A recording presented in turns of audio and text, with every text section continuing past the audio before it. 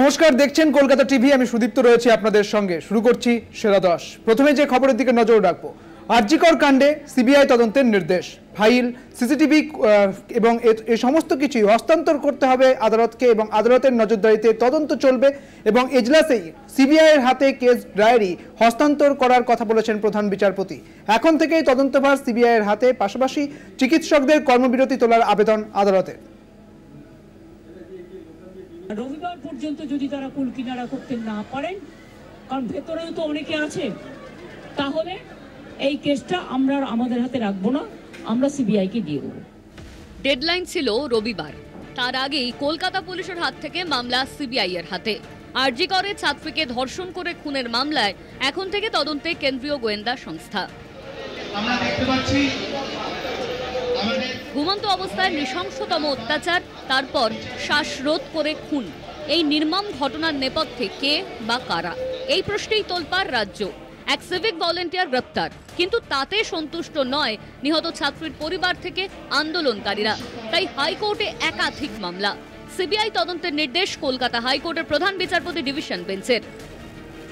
রাজ্য নয়, সিবিআইতে ভরসা আদালতের। রাজ্য পুলিশের ভূমিকায় অসন্তোষ। সিবিআই এর হাতে আরজিকর মামলা। কেস ডায়েরি দেখে আজকে আদালত তো কয়েকটি কমেন্ট পাস করেছে, যেখানে বলেছে পুলিশ সেই অর্থে কোনো অগ্রগতি করেন। আজকে যাই হোক, সমস্ত পক্ষকে শোনার পরে আলটিমেটলি সিবিআই কে তদন্তভার ট্রান্সফার করা হয়েছে। আমরা প্রে করেছিলাম যাতে এটা কোর্ট মনিটর হয়, কোর্ট সেটাও পারমিট করেছে। পিরিয়ডিক রিপোর্টস কল ফর করেছেন। সিবিআই কে এবার তদন্ত করতে হবে, সত্যিটাকে বাইরে আনতে হবে। কোর্টের ভিতরেই কেস ডায়েরি সিবিআই এর হাতে হস্তান্তর করেন বিচারপতি। সমাজে তোলপাড় ফেলা এই মামলায় বেশ কিছু গুরুত্বপূর্ণ প্রশ্নের মুখে পড়তে হয় রাজ্যকে। কেন পরিবারকে বলা হয় তরুণী চিকিৎসক অসুস্থ? কেন ফোন করে বলা হয় আত্মহত্যার ঘটনা? পুলিশ কেন অস্বাভাবিক মৃত্যুর মামলা রুজু করে? পরে কেন ধর্ষণ ও খুনের মামলা যুক্ত করা হয়? কেনই বা প্রিন্সিপালের বয়ান রেকর্ড করেনি পুলিশ? পাশাপাশি উঠে আসে প্রমাণ লোপাটের তত্ত্ব। আদালতেও এই নিয়ে সওয়াল জবাব। আদালতের নির্দেশ মেনে মঙ্গলবার বেলা 1টায় কেস ডায়েরি জমা করে রাজ্য। এরপরই প্রিন্সিপালের ভূমিকা নিয়ে ক্ষোভ প্রকাশ প্রধান বিচারপতির ডিভিশন বেঞ্চের। দেহ উদ্ধার থেকে ময়নাতদন্ত, তারপর দেহ হস্তান্তর। এর মাঝে হাসপাতাল কর্তৃপক্ষের তরফে কোনো অভিযোগ দায়ের করা হয়নি। প্রাতিষ্ঠানিক প্রধান হওয়া সত্ত্বেও কেন কোনো অভিযোগ দায়ের করেননি প্রিন্সিপাল? আদালতের পর্যবেক্ষণ, এই মামলা একটি ব্যতিক্রমী মামলা। এই মামলায় প্রশাসন এবং পুলিশের গাফিলতি রয়েছে। ঘটনার তদন্তে পদত্যাগে প্রিন্সিপাল সন্দীপ ঘোষের ভূমিকা কি? কেন তার বিবৃতি রেকর্ড হয়নি তা নিয়ে প্রশ্ন করে আদালত। আদালতের নির্দেশ, ফাইল, সিসিটিভি সহ কেসের বাকি সমস্ত তথ্য প্রমাণ বুধবার সকাল 10টার মধ্যে সিবিআই এর হাতে তুলে দিতে হবে। একই সঙ্গে চিকিৎসকদের কাছে কর্মবিরতি তুলে নেওয়ার আর্জি প্রধান বিচারপতি ডিভিশন বেঞ্চের। 3 সপ্তাহ পর মামলার পরবর্তী শুনানি। পীযূষ কান্তি নাগের রিপোর্ট, কলকাতা টিভি। পাশাপাশি ডক্টর সন্দীপ ঘোষকে নিয়ে করার নির্দেশ হাইকোর্টের। আরজিকরের পদত্যাগী অধ্যক্ষকে লম্বা ছুটিতে যাওয়ার নির্দেশ। তার পদত্যাগপত্র পেশ করার নির্দেশ দেওয়া হয়েছে। ইস্তফার কয়েক ঘন্টার মধ্যেই নতুন পদ কিভাবে, প্রশ্ন তুলে গর্জন তুলেছে পড়ুয়ারা। এবং সন্দীপ ঘোষকে ন্যাশনাল মেডিকেল কলেজে ঢুকতে বাধা দেওয়া হয়েছে। আদালতের পরবর্তী নির্দেশ না আসা পর্যন্ত কাজে যোগ দিতে পারবেন না 3 সপ্তাহ।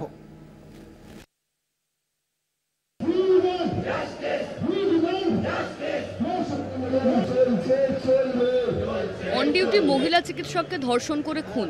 আরজি করে নৃশংস ঘটনায় উত্তাল দেশ। নিরাপত্তা নিয়ে প্রশ্ন, বিচার চেয়ে ফুঁসছে সমাজ, চিকিৎসক মহল। তরুণ ডাক্তারকে ধর্ষণ করা হয়েছে, কি খুন করা হয়েছে সেটা পুলিশ বলবে। এবার হাইকোর্টে চরম ভৎসনার মুখে আরজি করের পদত্যাগী অধ্যক্ষ সন্দীপ ঘোষ। কোন যুক্তি দেখিয়ে পদত্যাগ তা জানতে চেয়ে সন্দীপ ঘোষের পদত্যাগপত্র চেয়ে পাঠায় আদালত। একই সঙ্গে সন্দীপ ঘোষকে লম্বা ছুটিতে যাওয়ার নির্দেশ। আদালতের নির্দেশ না মানলে কড়া ব্যবস্থা নেওয়ারও হুঁশিয়ারি। তিনি রিজাইন করতে চাইলেন, কিন্তু তাকে আবার কোনো একজন সরকারি কলেজের প্রিন্সিপাল বানিয়ে দেওয়া হলো। এই জায়গা থেকেও কোর্ট বিস্ময় প্রকাশ করেছেন এবং কোর্ট বলেছেন এটা চলতে পারে না। আরজি করের পদত্যাগী অধ্যক্ষ সন্দীপ ঘোষকে নিয়ে তোলপাড় রাজ্য। সোমবারই আরজি করের অধ্যক্ষ পদে ইস্তফা দেন সন্দীপ।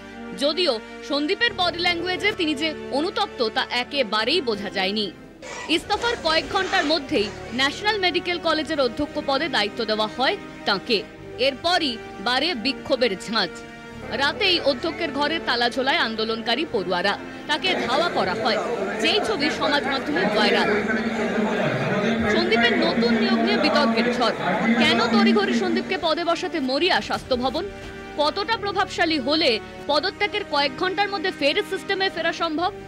কেন কলেজের পক্ষ থেকে পরিবারকে ফোন করে প্রথমেই আত্মহত্যার কথা বলা হয়?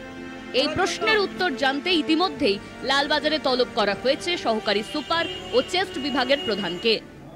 এই পরিস্থিতিতে মঙ্গলবার আরজি করে যায় জাতীয় মহিলা কমিশন। পদত্যাগী অধ্যক্ষের ভূমিকা নিয়ে তীব্র সমালোচনা করে কমিশন। बहुत अनफॉर्चुनेट है, अगर प्रिंसिपल की तरफ से ही ऐसे स्टेटमेंट आता है तो it's really shows that he is so insensitive about this matter. We won't allow this to happen. Actually, we have instructed the police, we have in fact request the police also to be very, very sensitive because this is an inhuman act. মঙ্গলবার Sandeep Ghosh national medical কলেজে যোগ দিতে চাইলে তুমুল বিক্ষোভের মুখে পড়েন তিনি। পড়ুয়া চিকিৎসকদের বিক্ষোভের মুখে পড়েন বিধায়ক স্বর্ণকমল সাহা ও মন্ত্রী জাভেদ খানু। সূত্রের খবর, এর আগেও দুবার বদলি করা হয় এই সন্দীপ ঘোষকে, তবে কোনো এক রহস্যময় কারণে তার বদলি আটকে যায়। কলকাতা টিভি। এই মুহূর্তে যে খবরের দিকে নজর রাখবো, আরজি করে ফের নতুন করে উত্তেজনা। এমার্জেন্সিতে ঢোকার চেষ্টা এসএফআই এর। তারা বলছেন যে তথ্য প্রমাণ লোপাটের অভিযোগ করছেন তারা। হাসপাতালের ভেতরে ঢুকে বিক্ষোভ এসএফআই এর। আপনারা দেখতে পাচ্ছেন সেই ছবি। আরজি করে নতুন করে উত্তেজনা।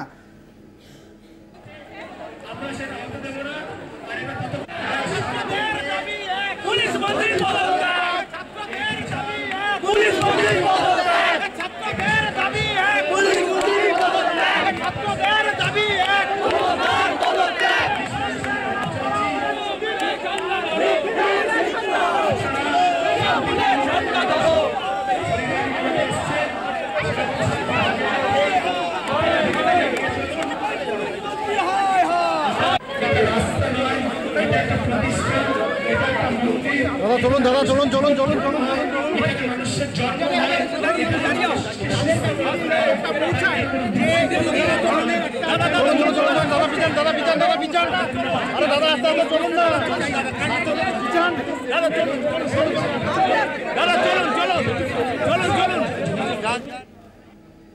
আরো বিস্তারিত জানবো, আমাদের সঙ্গে রয়েছেন আমাদের প্রতিনিধি শাশ্বতী রায়। শাশ্বতী, এই মুহূর্তে যে ছবি উঠে আসছে, আবারও নতুন করে উত্তেজনা আরজি করে এবং এসএফআই তারা এমার্জেন্সিতে ঢোকার চেষ্টা করেছে, ওখানকার পরিস্থিতি জানবো এবং এখন সেখানকার পরিস্থিতি কিরকম রয়েছে? হঠাৎ করে দেখতে পাওয়া যায় যে এসএফআই এবং ডিওএফআই এর যে প্রতিবাদ মঞ্চ হাসপাতালের গেটের বাইরে ছিল, সেখান থেকে যারা অবস্থানরত মঞ্চে ছিলেন তারা হঠাৎ করে নেমে আসেন এবং সোজা এমার্জেন্সির গেটে ঢুকতে যান এবং তারা দাবি করেন যে ভেতরে যে সেমিনার হলে এই দুর্ঘটনাটি ঘটেছে সেখানে সেই সেমিনার হলকে ভেঙে ফেলা হচ্ছে। তাদের কাছে খবর রয়েছে এবং তারা তা প্রোটেক্ট করতে তারা বলা যায় কার্যত একেবারে উত্তাল পরিস্থিতি তৈরি হয় এখানে এবং সেই উত্তাল পরিস্থিতি দিয়ে তারা একেবারে এমার্জেন্সি গেটের ভেতরে ঢুকে যায়। কার্যত পুলিশ নাকানি জমানি খায় তাদেরকে আটকাতে এবং পরিস্থিতি নিয়ন্ত্রণে আনতে বেশ কিছুটা সময় লাগে, কারণ বাইরে আরজি করের যারা পড়ুয়া রয়েছে তাদের অবস্থান বিক্ষোভ চলছে, সেখানে প্রচুর মানুষের জমায়েত রয়েছে।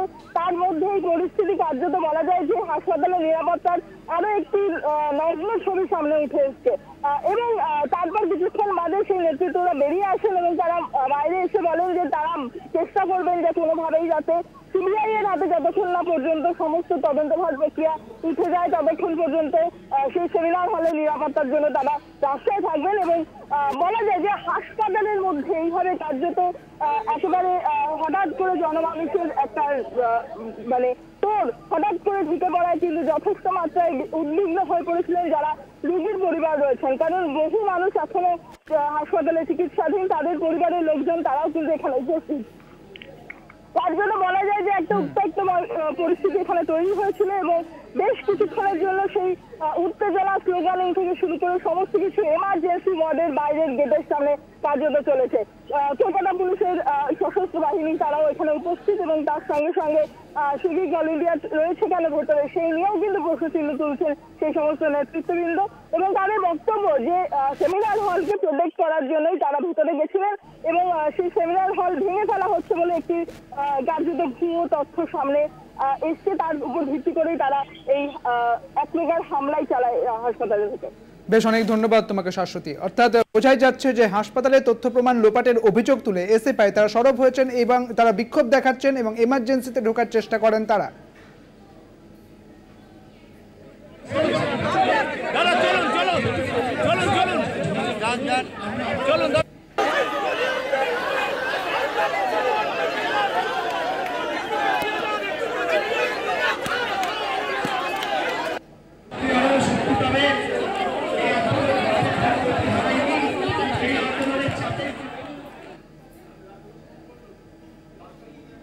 গত শুক্রবার অন ডিউটি মহিলা চিকিৎসককে ধর্ষণ করে খুন, আরজি করের নৃশংস ঘটনায় উত্তাল দেশ, নিরাপত্তা নিয়ে প্রশ্ন, বিচার চেয়ে ফুঁসছে সমাজ চিকিৎসক মহল, আন্দোলন বজায় রেখে চিকিৎসা পরিষেবা চালুর দাবি, আরজি করের সামনে নাগরিক সমাজের মিছিল, আরজি করে কর্মবিরতি বিরোধী পোস্টারও পড়েছে, কর্মবিরতি বিরোধী পোস্টার হাসপাতালের বিভিন্ন এলাকাতেও।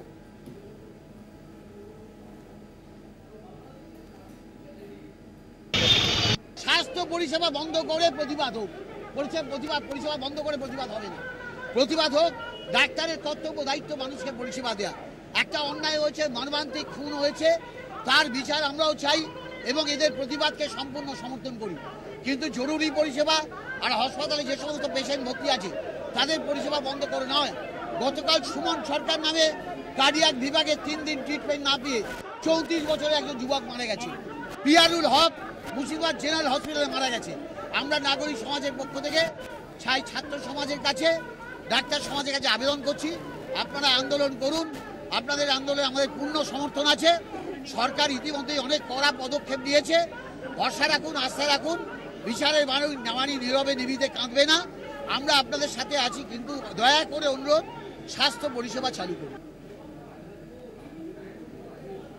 আরজি করের ঘটনাকে কেন্দ্র করে যে আন্দোলন, সেই আন্দোলনের আঁচ বা রাজ্য জুড়ে সরকারি মেডিকেল কলেজগুলিতে জুনিয়র চিকিৎসকদের কর্মবিরতি, কোথাও কোথাও ব্যাহত পরিষেবা, কোথাও জুনিয়র চিকিৎসকদের আন্দোলনের পাশে থেকেও কর্মবিরতি প্রত্যাহারের আবেদন হাসপাতাল সুপারদের। কর্মবিরতির জেরে চরম দুর্ভোগে রোগী এবং রোগীর আত্মীয়রা। চতুর্থ দিন বাঁকুড়া মেডিকেল কলেজ হাসপাতালে জুনিয়র চিকিৎসকদের কর্মবিরতি অব্যাহত। হাসপাতালের ইনডোর ও আউটডোর বিভাগের চিকিৎসা পরিষেবা ব্যাহত, চূড়ান্ত দুর্ভোগে রোগী ও তাদের পরিবার। ডোমকল সুপার স্পেশালিটি হাসপাতালেও কর্মবিরতির ডাক দেন চিকিৎসক এবং নার্স সংগঠন। 8 ঘন্টার কর্মবিরতির পাশাপাশি একটি মৌন মিছিল করা হয় ওই এলাকায়। ডোমকল হাসপাতাল চত্বর থেকে ডোমকল হাসপাতাল মোড় পর্যন্ত মিছিল হয়। চিকিৎসকদের পাশাপাশি স্বাস্থ্যকর্মীরাও প্রতিবাদে সামিল। রোগীদের চাপে ফের খুলে দেওয়া হলো আউটডোর বিভাগ, টিকিট দেওয়া ফের শুরু হলো মুর্শিদাবাদ মেডিকেল কলেজ হাসপাতালে। ইতিমধ্যে বহু মানুষ ফিরে গিয়েছেন, অন্যদিকে অনেক বেড ফাঁকা, অনেক রোগীকে ছুটি দিয়ে দেওয়া হয়েছে, অনেকে বাধ্য হয়ে চলে যাচ্ছেন হাসপাতাল ছেড়ে।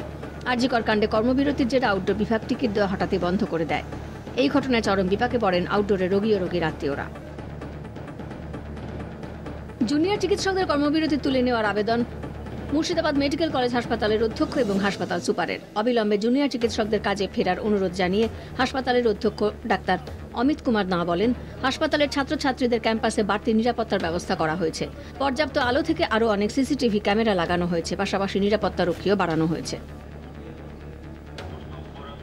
রামপুরহাট মেডিকেল কলেজ হাসপাতালে জুনিয়র ডাক্তারদের কর্মবিরতি 4 দিনে পড়ল। আউটডোর বন্ধ, শুধুমাত্র এমার্জেন্সি পরিষেবা চালু, হয়রানি রোগী ও তাদের পরিবার। রামপুরহাট মেডিকেল কলেজ হাসপাতাল কর্তৃপক্ষ বারবার আন্দোলনকারীদের কর্মবিরতি থেকে সরে আসার অনুরোধ জানাচ্ছে। রামপুরহাট মহকুমা শাসকও জানিয়েছেন কর্মবিরতি থেকে সরে আসার, তবুও অবস্থান বিক্ষোভ চলছে জুনিয়র ডাক্তারদের। দুর্গাপুর সিটি সেন্টারের একটি শপিং মলের সামনে থেকে সরকারি ও বেসরকারি হাসপাতালের চিকিৎসকরা এবং মেডিকেল পড়ুয়ারা প্রতিবাদে নামেন। দুর্গাপুরের মহকুমা শাসকের কাছে স্মারকলিপি প্রদান করা হয়। বর্ধমান মেডিকেল কলেজের জুনিয়র ডাক্তারদের কর্মবিরতি 4 দিনে পড়ল, দুর্ভোগে রোগী ও তাদের পরিজন। জামালপুর হাসপাতালের চিকিৎসক ও স্বাস্থ্যকর্মীরা বিক্ষোভ দেখানোর পাশাপাশি 11টা থেকে 12টা পর্যন্ত কর্মবিরতি পালন করেন। জামালপুর ব্লকের প্রাথমিক স্বাস্থ্য কেন্দ্রের সামনে বিক্ষোভ দেখান তারা। উই ওয়ান্ট জাস্টিস স্লোগানে কর্মরত নার্স, জুনিয়র ডাক্তাররা একযোগে কর্মবিরতিতে। আরামবাগ প্রফুল্লচন্দ্র সেন মেডিকেল কলেজ ও হাসপাতালের চিকিৎসক পড়ুয়ারা কর্মবিরতিতে। তাদের দাবি, অবিলম্বে প্রকৃত দোষীদের শাস্তি দিতে হবে, পাশাপাশি নিরাপত্তা সুনিশ্চিত করতে হবে। বসিরহাট স্বাস্থ্য জেলায় 1 ঘন্টা কর্মবিরতির ডাক নার্স ও চিকিৎসকদের।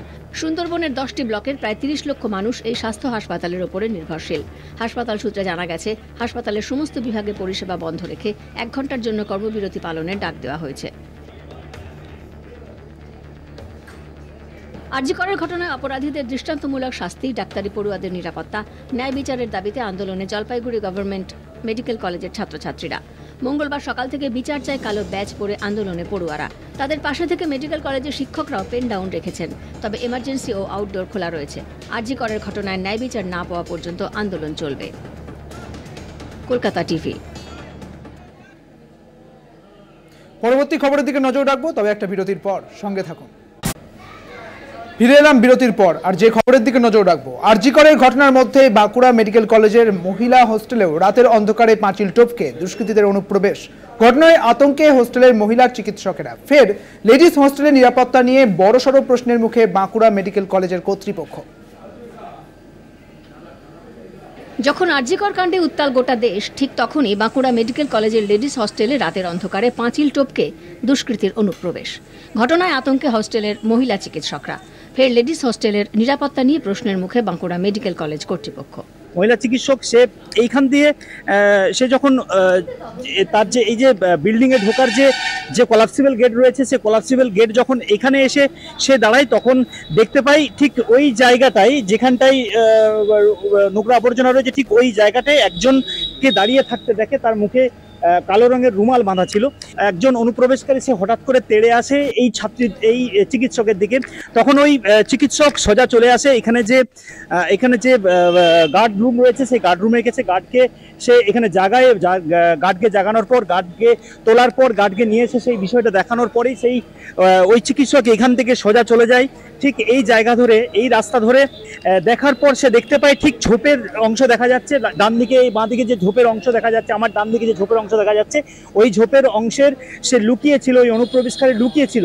এরপরই গার্ডের নজরে বিষয়টি আনা হলেও গার্ড কোনো ব্যবস্থা নেয়নি বলে অভিযোগ। প্রত্যক্ষদর্শী চিকিৎসকের দাবি, এরপরই ক্যাম্পাসের পিছনের ঝোপের মধ্যে লুকিয়ে পড়ার পর আর তার খোঁজ মেলেনি। আজকে দিদি দেখেছিল, এবার যদি কালকে কেউ যদি না দেখে, তখন যদি তারা উঠে পড়ে কারোর রুমে যদি রুম খোলা থাকে, তো তখন যদি ভেতরে ঢুকে পড়ে, তো তখন অবভিয়াসলি খুব একটা ভালো আউটকাম তো আসার কথা নয়। তো সেই জন্য আমরা সবাই এখন খুবই ভয়ে আছি। আশা করি আমাদের অথরিটিস এখন স্টেপ নেবেন আর আমাদের সিকিউরিটি ব্যবস্থা বাড়ানো হবে। যদি বাড়ানো হয় তাহলে হয়তো আমরা এই সিচুয়েশন থেকে একটু রিলিফ পাবো। হাসপাতালের সুপার নিজেদের নিরাপত্তার ব্যর্থতার কথা স্বীকার করেছেন। ক্যাম্পাসে অনুপ্রবেশ ঠেকাতে উদ্যোগ নেওয়া হচ্ছে বলেও জানিয়েছেন তিনি। মেডিকেল কলেজ লেডিস হোস্টেল ক্যাম্পাসে নতুন করে চিকিৎসকদের মধ্যে একটা আতঙ্কের পরিবেশ তৈরি হলো, এটা কিন্তু পরিষ্কার। বাঁকুড়া থেকে স্বরূপ গঙ্গোপাধ্যায়, কলকাতা টিভি। আরজি করের ছাত্রী মৃত্যু নিয়ে তোলপাড় গোটা দেশ। জুনিয়র ডাক্তারদের কর্মবিরতিতে জেলায় জেলায় ব্যাহত পরিষেবা। তারই মধ্যে চিকিৎসার গাফিলতিতে রোগী মৃত্যুর অভিযোগে উত্তাল মুর্শিদাবাদ মেডিকেল কলেজ হাসপাতাল চত্বর। দেখুন প্রতিবেদন।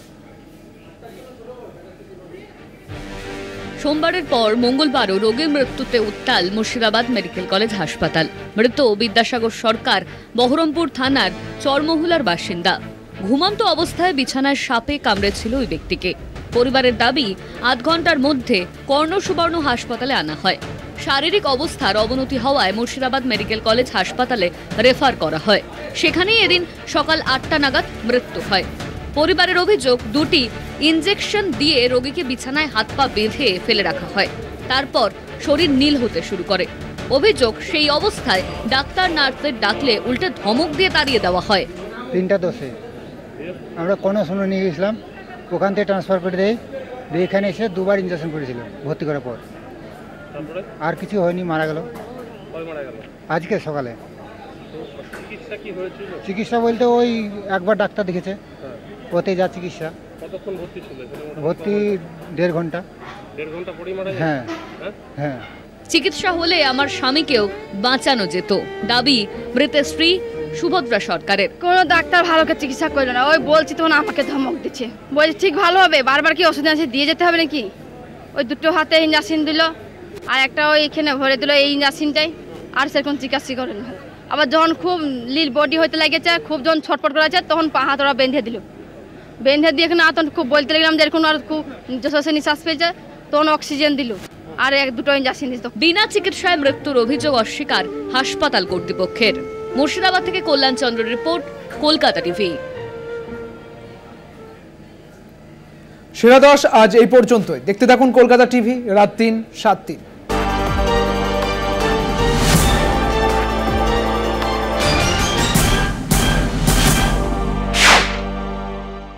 সেরা 10